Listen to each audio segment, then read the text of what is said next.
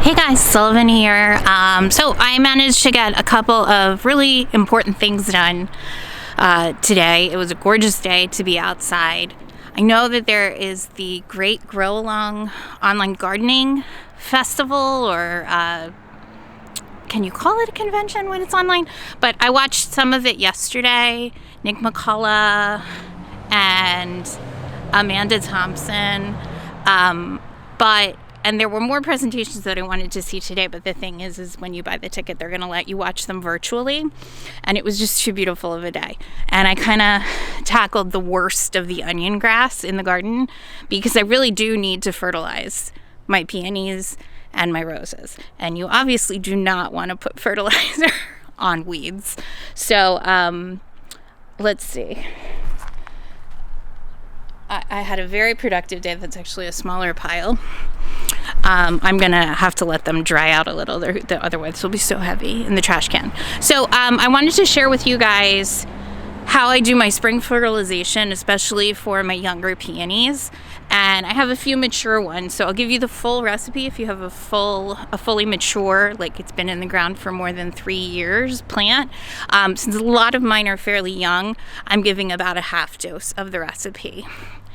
If you don't have a ton of peonies, the best fertilizer from Espoma for peonies is actually bulb tone. But they don't make bulb tone, as far as I could find, in a very large bag. I have close to 50 peonies that need a cup to 2 cups of fertilizer. So that's, 25 pounds for the spring feeding. And bulb tone only comes in like the 4 and 8 pound bag. I actually couldn't even find 8 pound. I only found 4 pound bags. It would just get too expensive, too many bags. So what I ended up buying was flower tone. So flower tone is a 3-4-5 product.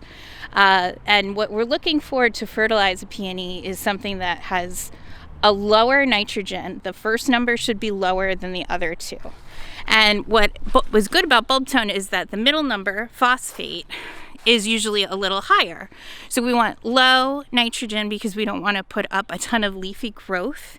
And we want to feed the phosphate, feeds the roots. It stimulates the buds that are below the surface. And it's going to just kind of get the plants off on a good root, on a good foot. So, so to balance out the need for adding a bit more phosphate, like the ideal would be something like a 5-10-10 or a 1-5-3. There's lots of combinations. It does not have to be Espoma. I just think that Espoma comes in really big, handy bags when you have a lot of plants to fertilize. So what I ended up doing was adding in about a half a cup of additional phosphate, and I'm just using triple phosphate. There are lots of other sources of phosphate, often organic materials that encourage animals to dig. So I like the triple phosphate from Espoma just because it's organic neutral. Like, it's not going to inspire our yard cats or the squirrels to go bananas digging, like adding bone meal and things like that. And the last element of making a kind of fertilizer cocktail for each of your peony plants. So you want to use a low nitrogen fertilizer. You want to add some additional phosphate if the phosphate number is just, in this case, it's 3, 4, 5. So I add additional phosphate to bring that middle number up. And then I'm adding in azomite, which is a volcanic mineral, a powdered mineral rock dust that just kind of replenishes some additional minerals in your soil. Peonies are extremely heavy feeders because they live for such a long time. Tree peonies can live 50, 60 years. They have deep and large root systems, so they are pretty heavy feeders. You really only need to feed them twice a year. In spring, when new growth is just emerging, and then again following the bloom season. So we'll do that again, and it'll be just kind of replenishing with the same materials. So that's the recipe that I'm applying to my 40 plus peonies. I'm definitely using less on the smaller peonies. You don't want to overload them.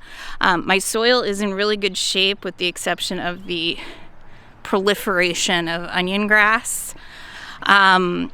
So you're going to strategically target the fertilizer in the drip line. So you kind of have to use your imagination and picture the plant leafed out. I know about the size of my plants from having moved them around so much. And you want to just put the fertilizer cocktail around the soil and then scratch it in. And you should probably use gloves for this stuff.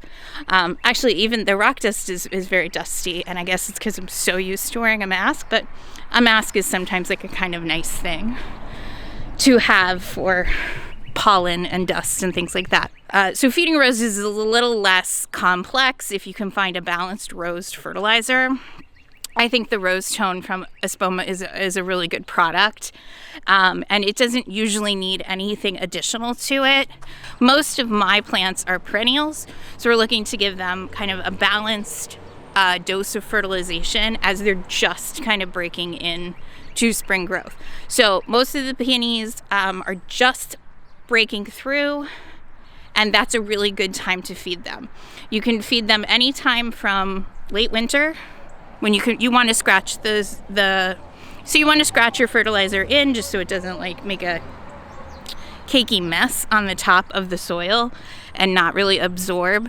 But sorry, Tim's moving the trash cans. So just want to put it around the drip line of the plant, the root zone of the plant, scratch it in. I had tried to get this done before it rained this week, which would help kind of like drop the fertilizer, soak it into the soil, but I missed it. We're going to get rain again at the end of the week.